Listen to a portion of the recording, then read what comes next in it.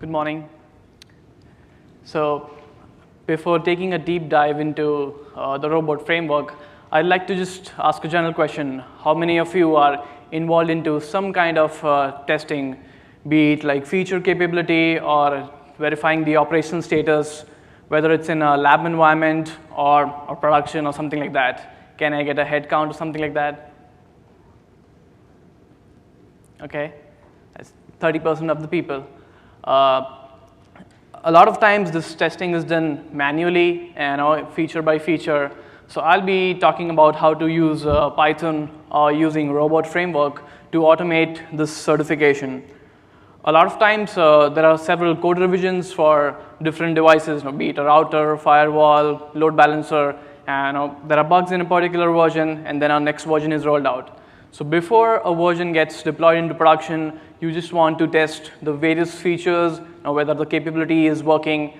Simple things like OSPF, BGP, NAT, whether they are working or not. A system which is already in production, whether it has the operational status correctly. So for example, the BGP neighbors are up, the counters are going on, so things like that. So starting with robot framework, it's an open source framework for acceptance-based testing. So for a particular test criteria, there are only two outputs. Either it is a pass or a fail. There is nothing in between that. So a test condition will either pass your acceptance criteria or it will fail. There are certain various vendor tools also available for automating the testing, but this is an open source one. It has some learning curve, but once you are into it, it is very easy to just write frameworks and automate your configuration. Pretty much like the name mentions, the robot framework, it's just like you tell it something to do, you supply the values or the attributes, and you expect this result. So it's pretty much like that. It's driven by keywords, so you just want to say, check whether BGP neighbors are up, check whether NAT is working or something like that. The underlying implementation is done using Python or Java, and the networking industry is definitely inclining towards Python for all types of automation. The ideal implementation is where the network automation engineers write the Python code for it, and the network engineers are just able to use those functions, put them into their framework, and then just run those tests. This framework is not specifically made for network-based testing. So if you go on the web and look for examples, it is difficult to find how you would find a way to jumpstart to write a generic framework. The good part about this is that it is data-driven. So the framework is very generic. You do not need to hard-code any values in that. You can just supply variables, and that way you can use the same framework for different tests. It is also OS and application independent. So if you're using it on Windows, Linux, or Mac, it will work in the same way.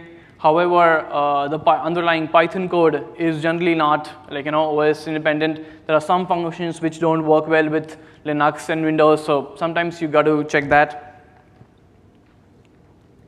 So talking about the major components of the robot framework system, you have say a server or a VM which you are using for testing, which has connectivity to a networking device like a router, switch, load balancer, or a firewall.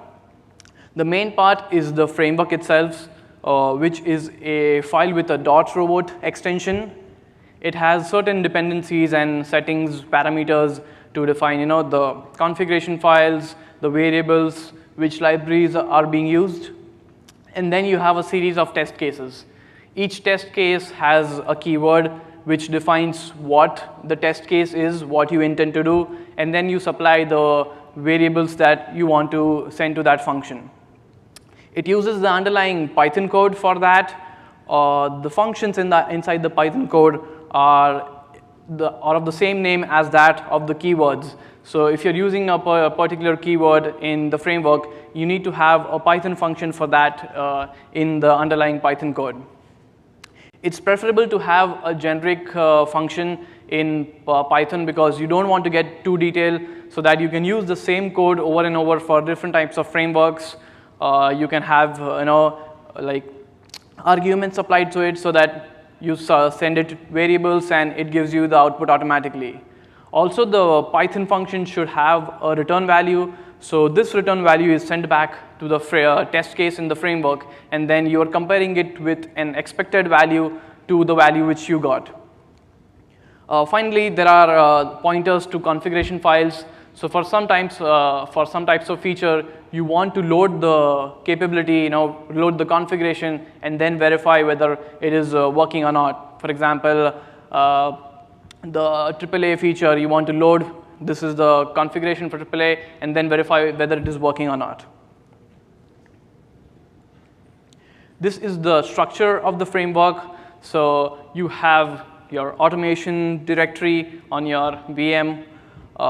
We have the test suite directory, which contains several suites of test cases. Each suite has different test case parameters. So you want to generally separate the different test suites by the type of feature. So for example, all the routing capabilities in one single test suite, the switching capabilities in other test suite, the NAT stuff or the NTP stuff in a different test suite. There is also a resource directory. This is where you add the configuration files. So if you are into feature testing for a device, then you need the configuration files so that you can load it and then verify. If you're just checking the operational status of a device already in production, then you don't want to load any configuration. You don't need any such files. You just are verifying the status of different outputs. There is the library directory, which has the underlying Python code. You can have different Python codes and just point them in the framework itself, or have all the functions in a single Python code. Finally, there is the variable directory. It generally just contains one YAML type of file. So you have the different variables and the values that they hold. So for different types of testing, only the variable file has to be changed. So you might want to change the IP address, the username, credentials, or something like that. Running the robot framework is pretty simple. You first install it simply by pip install robot framework, and then you use the robot keyword to run that robot extension file.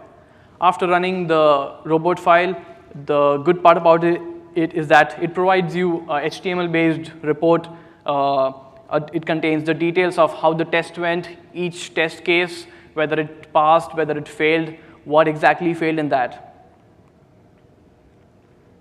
So this is the format of the framework.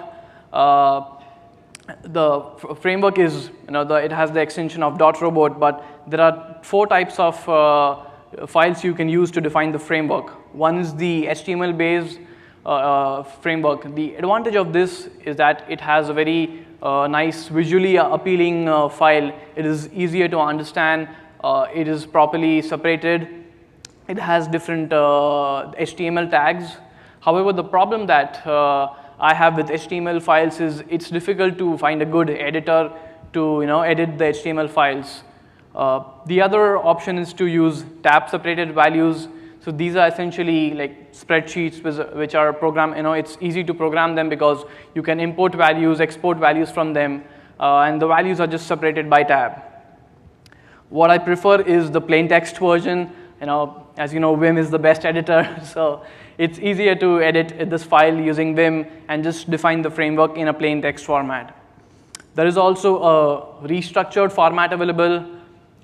Several Python documentation is generally written in this restructured format, which is a balance of like plain text and HTML-based version. In this, you have the Python code, the framework, the variables, all in a single file. This is the structure of the framework. It's very modular, which means that the test cases are defined in different blocks. So when when an engineer is even reading a particular test framework, it is easier to figure out what test case is being tested or verified. It contains the settings, which are like just pointers to what libraries are being used, where is the location of the configuration files.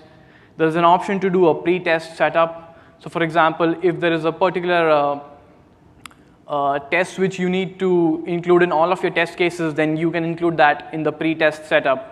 So for example, when we are using, testing networking devices, we always need to have that SSH session from the test VM to the networking device. So it's better to define that session object in the pre-test setup and then use that same session for all the test cases. Then there is the test criteria. So this contains several test cases, one after the other. You can include as many test cases as you want. Finally, there is the test cleanup. So after you've completed running all the tests, you just want to gracefully clear the session, close the SSH session. So you have a post-test cleanup option also. Then each test has a binary value. The output is binary. Either it's true or false, because either a test has passed or it has failed. Each test can have multiple functions. So suppose you're testing OSPF capability. So first you want to load that function, you want to verify connectivity, you want to verify the neighbors are up, you want to verify the counters are going on or not. So each test case can have multiple functions. And it's a top-down approach per test case. This means that if any test function in a particular test case fails, then the whole test case is considered as failed. This is a sample of the framework. So as you see, we first define the settings. You can define what's the documentation. Now, it's a good practice to just mention what is this framework being used for. Then you define the libraries. For example, here I've defined operating system, which is the built-in library used for several OS level functions. And then there is the reference to the Python code which was written. So that's also another library that you're using. Then you reference the location of the variable file, which is the YAML file where you've defined all the variables and their keys. Finally, we have the suite setup and the suite teardown. So as you see below, there is a section for keywords. So what you defined in suite setup and suite teardown, that has been elaborated in the keyword section. So first, you're just opening a connection, running some particular function. Next, you're setting the suite variable. So you're just defining that the result obtained in the previous line is being used as the variable sum result for all the test cases. You also have that suite teardown where you're gracefully closing up a connection. The test cases here are just two simple test cases. One is we are just fetching the interface status. So it just has two functions. One is it's some random function taking some attribute, defining the return value in a variable called output. In the second line, it just logs that output to the console. So when you run the test case, you can see what was the output like. The second sample test case here is loading a particular configuration.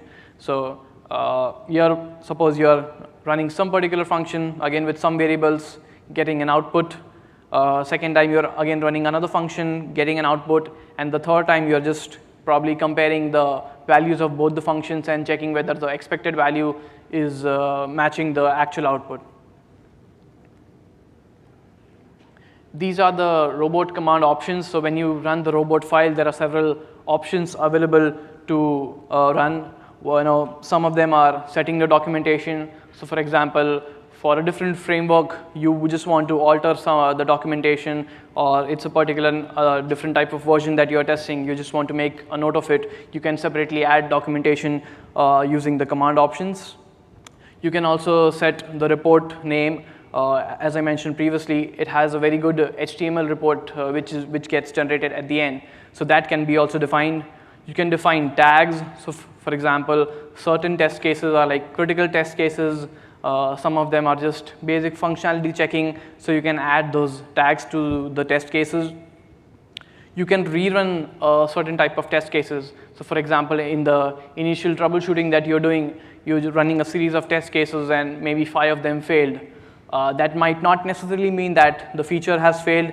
Maybe there was a connectivity error or something like that. So after troubleshooting that, you just want to rerun those failed tests and not run all the tests again. And then you can also define timestamps for logging and things like that.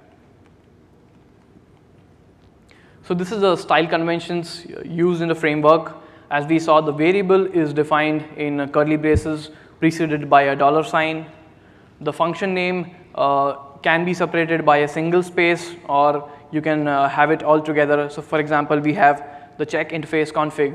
There are two ways: either you have a single space in between that, or just define it all together. For passing variables to the function names, so for example, we have the show interface function. You have at least 4 white spaces to separate that, and then you add the variables. This is how you would create a sample and a simple test case. The test cases are defined under the test cases section. The keyword, which means what the test case is doing, is essentially what you are trying to achieve and not how we are trying to achieve. So for example, you are just checking the VLAN status, so you just mention show VLAN status. You don't need to mention how you are doing it, what attributes you are checking. So for example, here we have this function called copy file.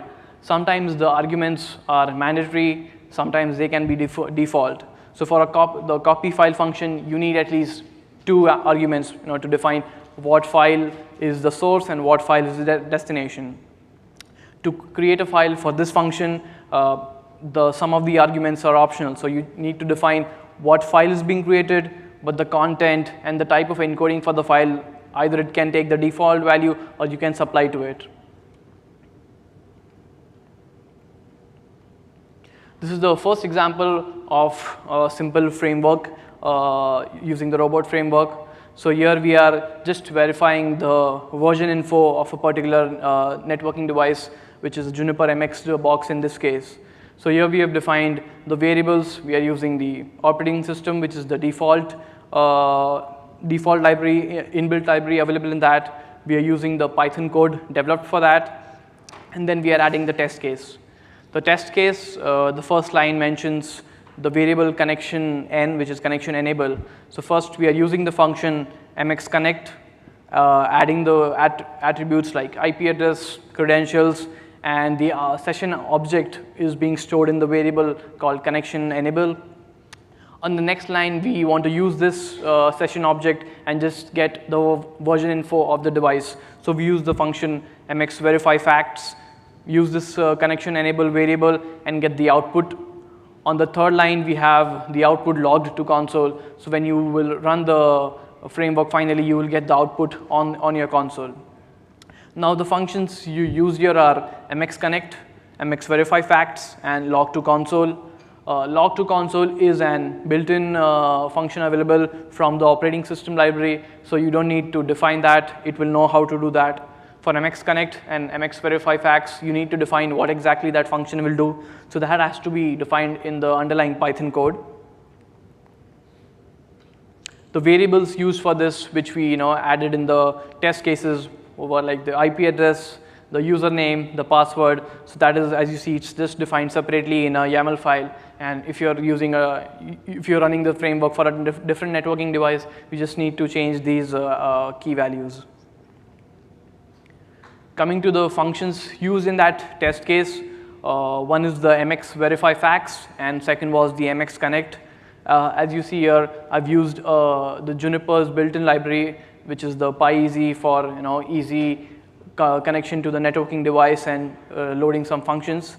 So the mxverifyFacts just uses the PyEasy library called connect.facts to get the version info, and the mxconnect is just the simple function, which is the device function. You add the attributes to it, and then you get the session object. As you see, there is also return values in this functions. So this return values are sent back to the framework. Running this file, this is how the output would look like. This is just a single test case. So we had the version info logged to the console. It logs all the information. Since it completed this test, it gives the output saying this test passed all the test criteria mentioned, and finally it provides the output files. As you see, there are 3 types of output files. One is the output file, which is in XML format, and the other 2 are HTML based reports One is just a simple report of the test cases, and the second one is a detailed log report. This is how the log report in HTML looks like. The best part is, it gives you a clear indication whether all the test cases passed or any of them failed. So on your left side, you see it's a green colored report which mentions all the test cases passed. It gives you statistics about, how much time it took, where is the log file located, what test condition was being tested. On your right, you see a failed report saying, hey, a particular test case failed, and that's why the whole test report is considered as failed. When you click on the log HTML pointer, which is around the center of the file, you get a detailed report. So on your left, you see it gives details about what was the test case, what different functions were used, what function did specifically, whether it was requesting some value from the networking device, performing some operation. On the right side, it again gives you the same details mentioning what exactly failed. So as you see below, it gives the status saying it failed. The reason was mentioned on the last line, which was a connection authentication error. So that was not a problem with the networking device, but there was a problem with the network connectivity. We mentioned about suite setup and suite teardown, to have an SSH object defined to be used in all the test cases. So here we are using this suite setup and teardown, which is the first is open connection to the Junos box. It's defined below and under the keyword section. So what we did previously in the first example, just connect using the session object to connect it to the box and use that session object for all the test cases. We are just defining it here so that it can be used for all the test cases. Towards the end of the test, you want to gracefully shut down the connection, so you use the disconnect function to close the SSH session gracefully.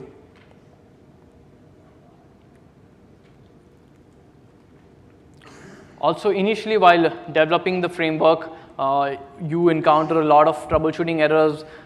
It does not mean the networking device has failed. It just means that something was not configured properly. Perhaps the configuration was incorrect. Perhaps the way of verification was incorrect. The troubleshooting with robot framework is not very efficient. So when a particular test case fails, you definitely get the detailed report and you can look into what failed exactly. But most of the times you're working in a CLI type environment and you don't want to just switch to a GUI based to see what exactly failed. So what I do generally for this is use the logging module in Python.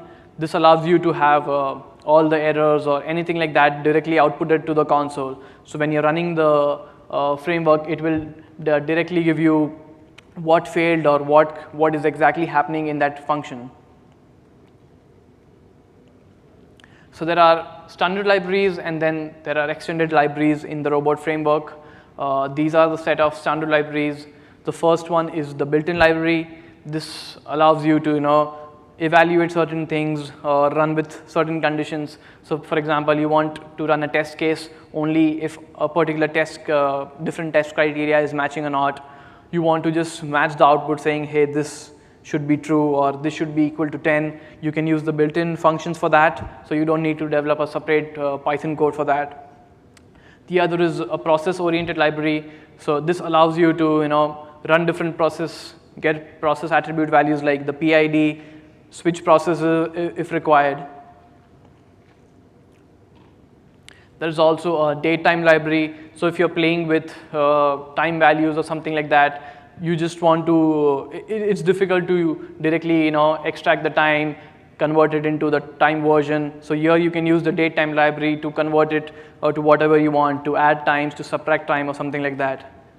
There is OS level functions. So this allows you to do something with file level or directory level stuff. So if you want to check the file size, whether the file exists or not, what are the number of files in a particular directory, then you can do this.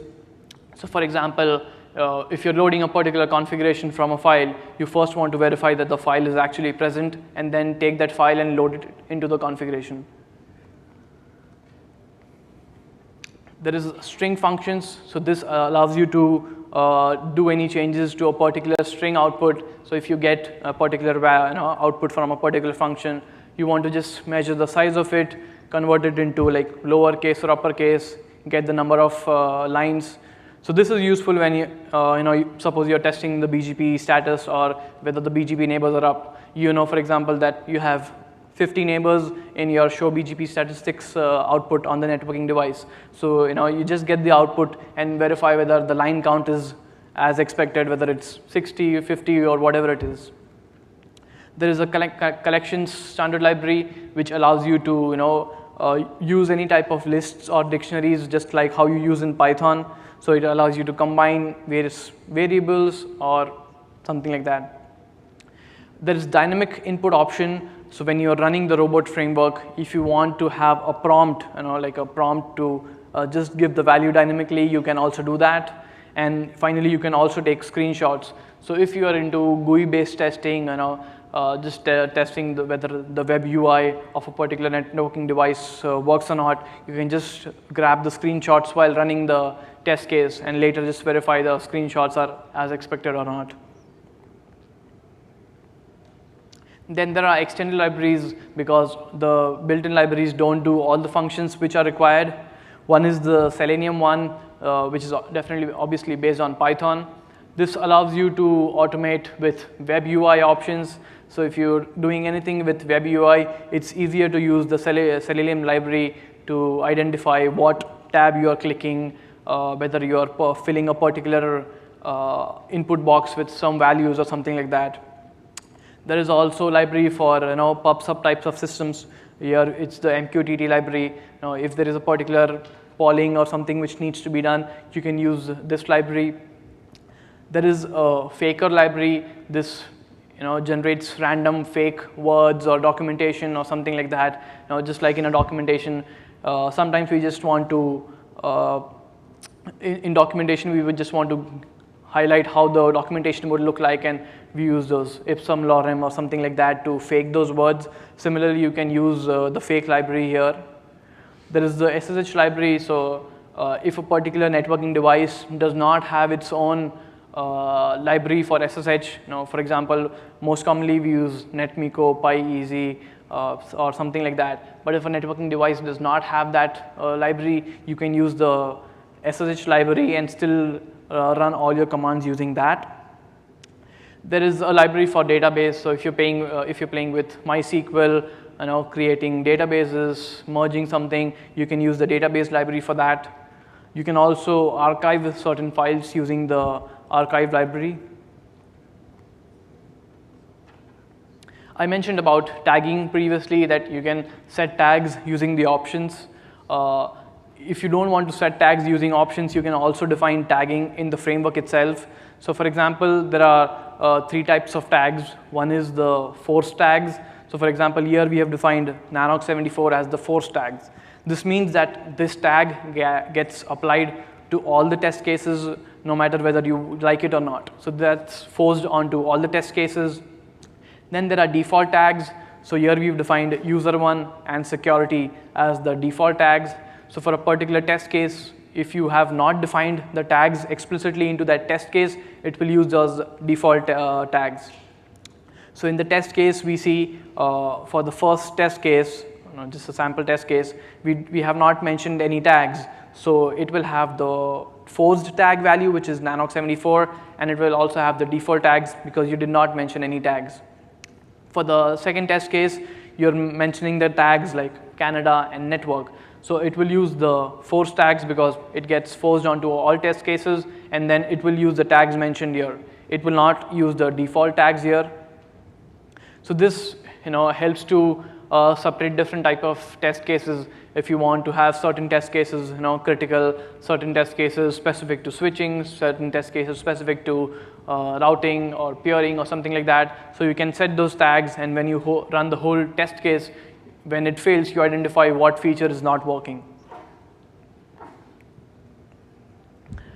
Using editors, I personally prefer using Vim. It's simple to use enough for editing the framework file, but there are all these types of editors available, Eclipse, Sublime. Some people still use Emacs, so you can still use them to edit the framework file. This is the example 2 of how the framework would look like. So here we have taken the example of SNMP polling. Here we are loading a particular configuration and verifying whether the SNMP polling is working or not. So in the first test case, there are like 8 to 10 different lines. Now at first, what we are essentially doing here is, before loading the configuration, we are just verifying that the SNMP walk feature does not get any output. So here we are setting the variable to 1, which is the SNMP version 1. Later in the function, we are also setting it to 2C, so that's, we are checking the SNMP version 2C for that. What we are essentially doing is that we are running the SNMP walk function, supplying it attributes like the IP address, a particular community value, and the version value, and then getting the output of it. On the subsequent lines, we compare the output to the expected value. So before loading the configuration file, we would expect that the timeout, the output should contain a timeout response, because without the configuration, you won't get any SNMP polling. So that's what we are doing essentially before loading the configuration. In the last 2 or 3 lines of the first test case, first you see the file should exist. So when we are loading the particular configuration file, you're just verifying the file is existing. On the next line, you're loading the file and committing the configuration. And on the third line, you're just verifying whether the commit was done properly or not. In the second test case, we are verifying whether the SNMP polling feature worked or not. We are doing it for IPv6. So now we use those same test functions which we used previously. So like set variable SNMP walk. This time the configuration has been done correctly, so we expect that the output should not contain timeout response. Instead, it should give us certain value. So for example, here it should give like Juniper networks or something like that. At the end, you don't want this configuration to be on the box forever, so you just roll back the configuration. These are the variables used for that sample framework. We had IP address, username, credentials, the SNMP IP address, the community values. One was the wrong community value, one was the right community value for checking whether it's working with the right one and not the wrong one. And then the location of the configuration files. This was the Python code used for that, so we just had to use 3 functions. All the other functions which we used in the framework were pretty much built in. So first is the SNMP walk function. As you see here, the SNMP walk function in Python, it uses subprocess to actually use the SNMP command in Linux. It gives the variables, the arguments for that. So like the version number, the string, which is a community, the IP address, and gets the output, returns it back to the function.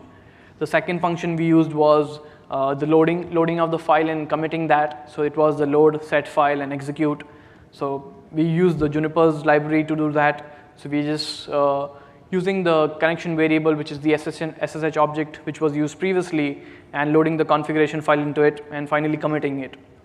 The third function used here was the rollback function. It simply does the rollback on the configuration.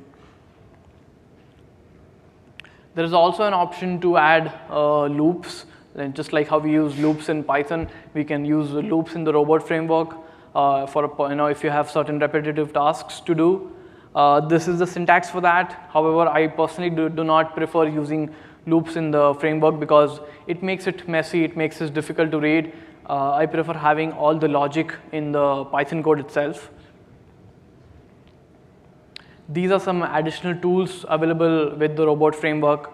So if you want to do something with the XML output that you get, you can use the rebot tool.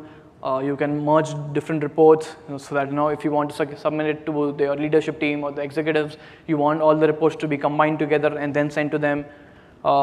Sometimes I'm lazy. I do not write a lot of documentation inside the code. So you can use the libdoc feature to generate documentation. What it does is that it identifies the keywords used in that and automatically defines a set of documentation for that.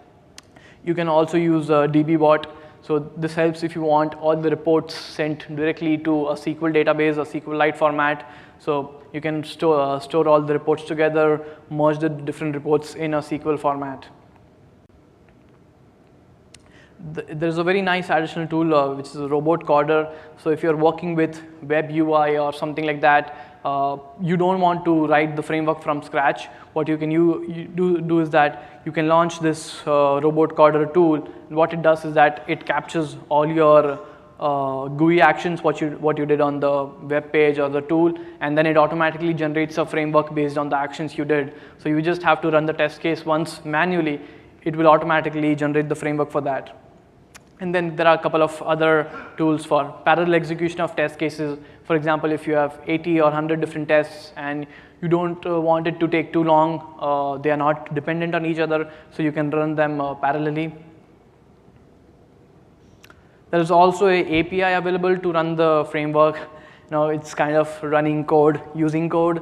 I have not really found a particular use for the API yet, but it's available. You can use all the robot command options, the additional tools, retrieve reports using the API, dynamically supply variables or something like that. This is the example 3 of the framework. Here we are verifying whether the AAA configuration is working as intended or not. So in the first test case, we are just loading the configuration file. So again, we are checking whether the file exists. Then we load the file, and then we verify whether it got committed correctly or not.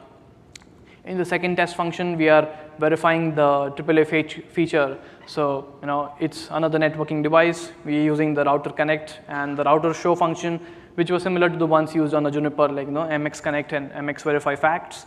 So we just apply the attributes of the networking device, like what type of networking device is it, the IP address, the credentials, and then since it's a AAA verification, we are verifying whether a particular test user has the privilege to do configuration or not. For a test user, we want, here we are checking that the user should not have the privilege to commit a particular configuration. So we want the, we are checking the check enable status on the networking device, and we want that to be false. The next time, if we run the same function with an elevated user privilege, we want to verify whether that enable function is actually working on that or not. This was the variables used for that, which are defined in the separate variable file. Again, similar things like IP address, credentials, the test user credentials, the location of the file. This is the Python code used for that. So similarly, we had one function for loading the file and executing it, one function for actually generating the session object to the device itself, so connecting to that router, checking the enable status, the configuration status by using the check the router connect feature, and then the router show function where we were just verifying whether this particular user existed in the statistics or not. There are some do's and don'ts associated with the framework. You should try to not be lazy like me and add more documentation in the framework. After a month or after 6 months, when you're relooking at the framework, you should be able to understand what exactly you did or what some other person did. Also, I would not add too much of documentation, because then it makes it messy, and then it makes it too detailed to view it properly. The naming of the keywords should be short and easy. So essentially, we want to identify what we are doing and not how we are doing. So for example, we are loading the remote syslog capability. We don't need to define how we are verifying the whole feature. We just need to define what we are doing. You should also have uniformity in your framework so that it's easier to read. So here, since we have everything separated by tabs or spaces, you can identify what is the function, what variables you are passing, where is the output going. As I mentioned previously, all the logic, it's better to have all the logic in the code instead of having loops or something like that in the framework itself. It is data driven, so you don't need to hard code any variables in the framework. You can add all the key values in the variable file. Also, a particular don't which I want to mention is it's better to do polling instead of sleeping. So for certain type of functions, you might have to wait for 15 seconds or 30 seconds before you actually get the output. On our networking devices, if you are checking a particular show command status, it takes like sometimes 10 seconds to get the whole output. So sometimes you have to sleep the function for some time so you get the whole whole output of that show command. But instead of sleeping, you can what actually do is that do a polling, which is wait till the creation of a particular file, so that that helps to run the framework faster and not just have it idle or sleeping. This is the final example of the framework. We are verifying the packet loss and whether the SYN flood is getting blocked or not. So here we are using the hping, which is a Linux command tool for generating a simple DDoS type of traffic. Here we are sending a hping flood, verifying whether the packet loss is 0 or whether it is below a particular limit. Then we are actually loading the configuration so that it actually blocks the DDoS traffic. In the second test case, the verify SYN flood, we are using the same commands, the same functions again. We are again generating an hping flood, verifying what is the packet loss, and this time we are comparing it with the expected value. These are the variables used for that. Again, the IP addresses, the credentials, the location of the file.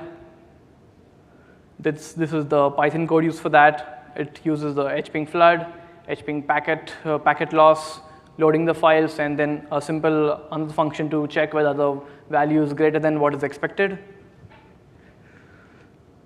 I have got a demo of that. I'm not sure if I can play it from here. If someone from the team can play it. Okay, there we go. So this is where I was checking the different features on the SRX firewall, verifying whether syslog is working, NTP is working, the AAA is working. So once you load the framework, it will automatically let you know whether a feature has passed or failed. We see here a couple of features failed. This was in the initial days of the framework being built. So when it failed, it didn't mean that the SRX firewall failed. It was some problem with the configuration. You see the IPv4 and the IPv6 access capability being checked, the management configuration, the SNMP polling for V1, V2C, V3.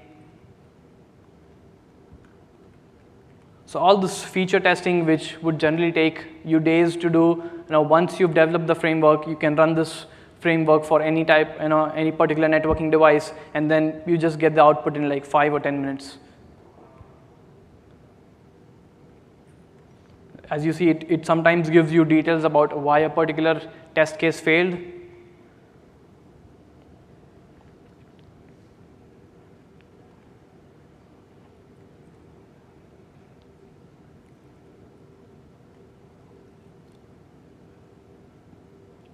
Some test cases do take a while, like 5 or 10 seconds to run completely. Sometimes they are polling, sometimes they are getting the whole output and matching to the expected value.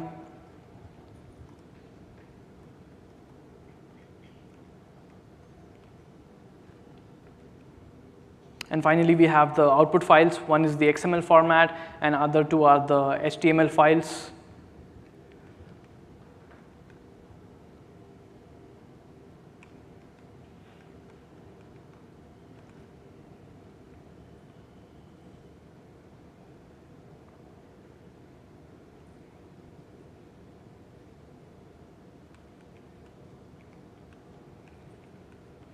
So this is the report. It gives you an overview whether test cases, whether all of them passed or failed.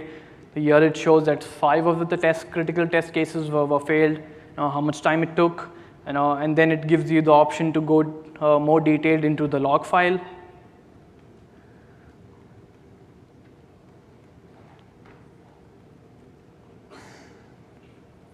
So as you see, the log file gives a detailed, information on what test cases failed, what exactly keywords were run, how much time it took, what function did it do to the networking device. Same for a particular failed test case, it defines what exactly failed, why it failed, and reasons for that. So yeah, that's pretty much it. There's initial learning curve to understanding how robot framework will work and how you will develop it for a particular network device. But once you identify how to develop it, once it is developed, then it is very easy to automate the testing for all the several subsequent models for the same vendor. These are some helpful resources for that. And finally, I understand this was a very deep dive. It was too much for 45 minutes. So the slides are available on the Nano website. If there are any questions, please feel free to contact me on pratik.lotia@charter.com, and we might have a couple of minutes for questions if anybody has. Thank you.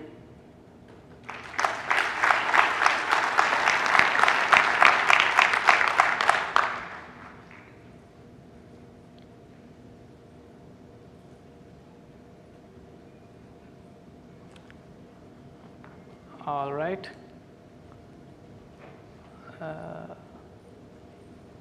Yep, looks good. All right, thank you.